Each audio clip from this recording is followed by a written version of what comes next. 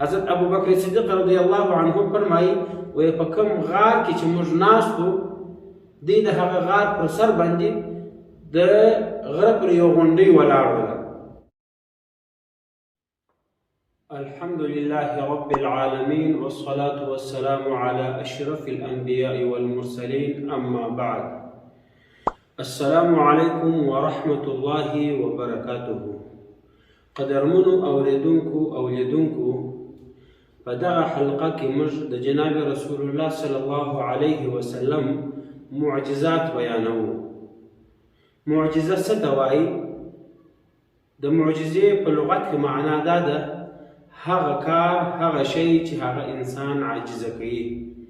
په دین او شریعت کې د معجزې تعریف څه دی؟ په دین کې معجزه څه ته وایي؟ په دین کې او په شریعت کې د معجزې تعریف دا دی: المعجزة أمر خارق للعادة يعجز البشر أن يأتوا بمثله. په شرعي اصطلاح کې معجزه دې ته وایي یو داسې ناولده کار، یو داسې عجیبه او غریبه کار چې هغه نور انسانان نشي کولی. د پیغمبر ما سوا د یو رسول او د الله سبحانه وتعالی د نبی ما سوا نور انسانان هغه کار نشي کولی. معجزې پر دوه رقمه دي.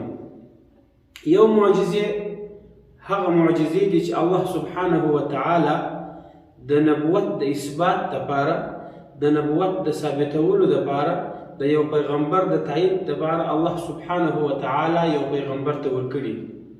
د رسول الله صلی الله علیه وسلم په معجزو کې تر ټولو غټه معجزه قرآن کریم دی چې د قرآن کریم په برکت باندې په عرباو انسانان په اسلام کې داخل شوي دي او داخليږي. او د معجزې دوهم قسم هغه فرمایشي معجزې دي چې کافرانو به کفارو به د رسول الله صلی الله علیه وسلم سره او د نورو پیغمبرانو سره فرمایش کوه چې موږ ته د دغه غره سره یو وښه راوباسه، یا ته موږ ته د اسمانه سره یو سترخان راشوه که، یا ته موږ ته د اسمانه سره یو خط راوړه چې په هغه خط کې دا لیکلي چې ته د الله پیغمبر یې. دې ته فرمایشي معجزې وایي. عموما دا فرمایشي معجزې الله سبحانه وتعالی پیغمبرانو ته تقریبا نه دي ورکړي، ځکه دا داسې معجزې دي که الله سبحانه وتعالی دغه د دې د فرمایش او د دې د غوښتنې مطابق دا معجزه نبي ته ورکړي او دغه کافران پر هغه ایمان را نه وړي، نو بیا د الله سبحانه وتعالی عذاب پر دا قوم راځي. او په دغه کافرانو کې چې د رسول الله صلی الله علیه وسلم سره په مختلفو وختو کې مختلف فرمایشونه کول چې موږ ته داسې معجزه راوړه، موږ ته داسې معجزه راوړه، همدغه کافران وروسته بیا الله سبحانه وتعالی په ایمان او اسلام کې داخل کړه. موږ نن اوله معجزه د رسول الله صلی الله علیه وسلم دا بیانو. حضرت انس بن مالک رضی الله عنه د رسول الله صلی الله علیه وسلم خادم دی. هغه وایي حضرت ابو بکر صدیق رضی الله عنه وفرمایل چې کله زه د رسول الله صلی الله علیه وسلم سره د هجرت په سفر کې ملګری وم او موږ هغه غره ته وختلو او په هغه غره کې هغه غار ثور ته وردننه سولو او زموږ وروسته بیا کافرانو زموږ تلاش شروع کړي او هغه پلزن ورسره و چې هغه د زموږ لار وښوله چې پر دغه لار باندې راغلي دي. دا کافران سیده په موږ پسې هغه غره ته راورسېدل. حضرت ابو بکر صدیق رضی الله عنه فرمایي وایي په کوم غار کې چې موږ ناستو دی د هغه غار پر سر باندې د غره پر یو غونډۍ ولاړ وه.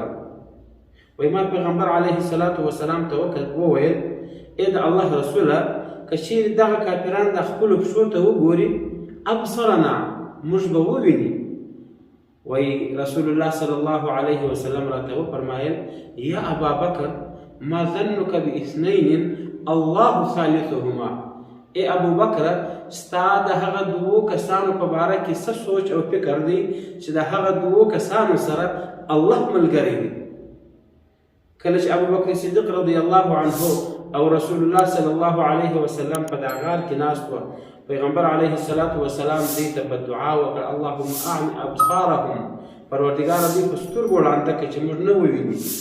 او بیا د دې وروسته کوترې رالې د دې غار په خوله کې هګۍ واچولې او حدیثو کې راځي په مختلفو روایاتو کې راځي چې غڼې راله د دې غار په خوله باندې جال جوړ کړي، د دې غار په خوله باندې خپل کور جوړ کړي.